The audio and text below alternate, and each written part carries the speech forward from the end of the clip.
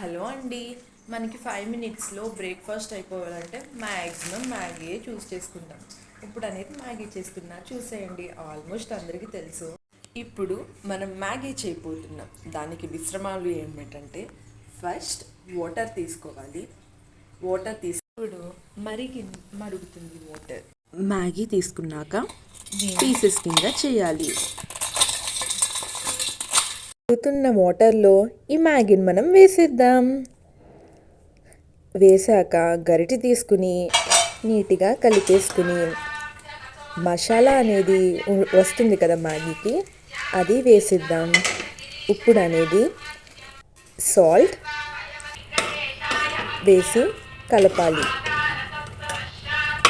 Maggi complete అయిపోయింది. ఇప్పుడు మనం తినేద్దాం.